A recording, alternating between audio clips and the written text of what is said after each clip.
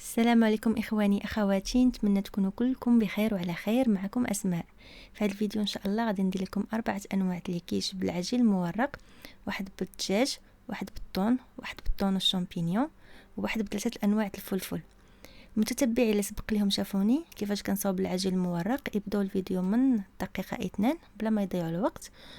والمقادير غادي نخليهم تحت الفيديو، يعني في صندوق الوصف. نخليكم مع الطريقه.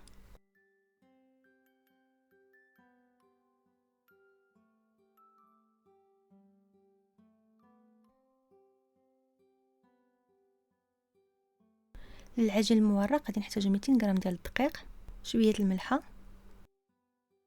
100 مليلتر ديال الماء بارد، تقريبا نص كاس عنبه وافي. نخلطوا الماء مع الدقيق ونزيدو 160 غرام ديال المارغرين، تقريبا 8 المعالق كبار عامرين. المارغرين خاصها تكون بارده ومحكوكه. دابا غادي نخلطو مزيان حتى تولي عندنا بحال العجينه.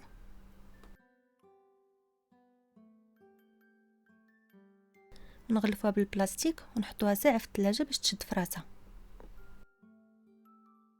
من بعد ساعه غادي نقسموها ل 8 الاقسام يكونوا متساويين.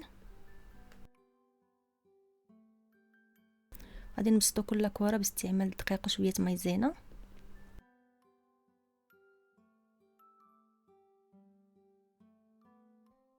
ونكملوا باقي الكرات بنفس الطريقه. غادي نحطو طبقات العجين وحده فوق الاخرى ونبسطوهم مجموعين. نطويو العجينه على بعضها بحال هكا ونعاودو نبسطوها حتى تولي عندنا واحد العجينه رقيقه.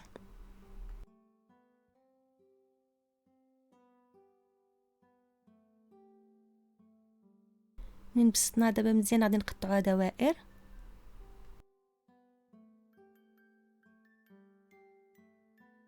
نحاولوا ندخلوا الدائره في المول تاع الكيش باش تاخذ الشكل ديالو. ونقطعوا الزائد ديال العجين بهذه القطاعه.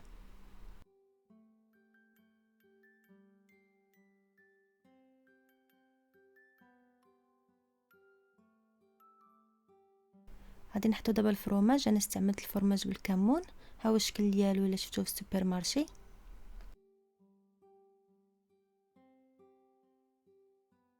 غندير فوق منه قطع الدجاج. هاد الدجاج هذا قليته شي شويه في المقله مع شويه الزيت والملحه.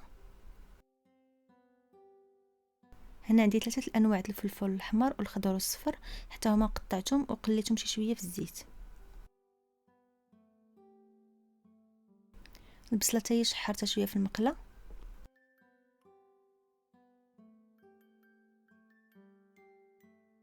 والمايس اللي كيعطي واحد الحلاوه زوينه في ليكيش.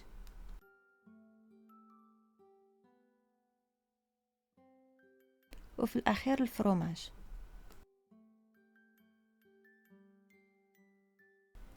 دابا غادي نحضر السائل باش غادي نعمرو ليكيش. دائما كندير كاس العنبه ديال كريمه الطبخ اللي هو 180 ملل مع 3 البيضات. فهاد الوصفه كامله غادي نحتاج لجوج كيسان عنبه، يعني غادي ندير معاهم 6 البيضات. غادي نزيد عليهم غير شويه البزار والملحه ونطربهم وصافي. دائما عمروا القالب تاع الكيش حتى الحد ديالو، ولكن عطيوه الوقت باش داك السائل يقدر يهبط لتحت. كنرش في الاخر شويه المعدنوس المجفف وغادي ندخلها طيب نص ساعه على 180 درجه حتى تحمر من الفوق. وخلوها تبرد في المول ديالها عاد حيدوها.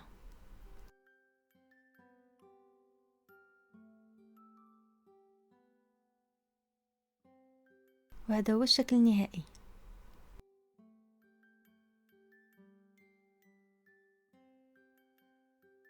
هنا عندي مول السيليكون، درت العجينه نفس الطريقه اللي درت للمول اللي من قبل. غادي نحط في الاول الفرماج، وديك الفلفله اللي قليت غادي نزيد عليها حتى هي الفرماج والمعدنوس، شويه من الخليط تاع البيض وكريمه الطبخ، شويه البصله اللي قليت. نخلطوا هادشي مزيان ونعمروا به ليمول.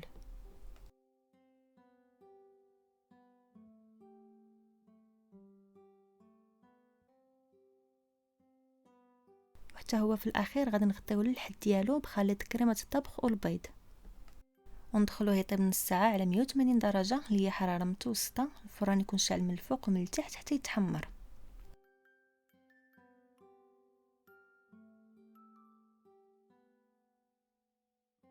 وهذا هو الشكل النهائي.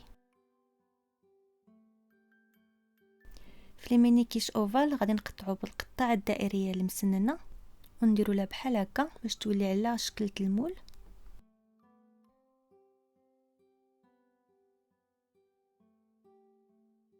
ونديرو كما درنا في السابق شويه الفرماج، فوق منه خليط كريمه الطبخ والبيض والطون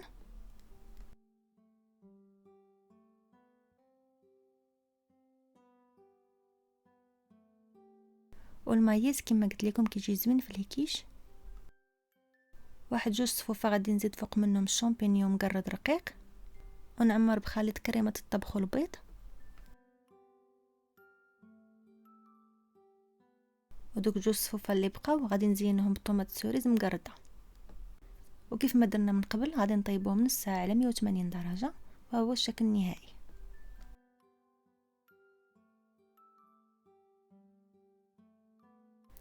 هكذا نكون وصلنا لنهايه تاع الفيديو. نتمنى ان هاد الوصفات يكونوا نالوا اعجابكم، واللي صوبت شي وصفات صيفط لي تصويره في الفيسبوك لان هادشي كيشجعني اكثر. وكنصيحه اخيره، من الاحسن تخليو لي مول في الثلاجه نص ساعه قبل ما تعمروهم وتدخلوهم يطيبوا، وبصحه وراحه.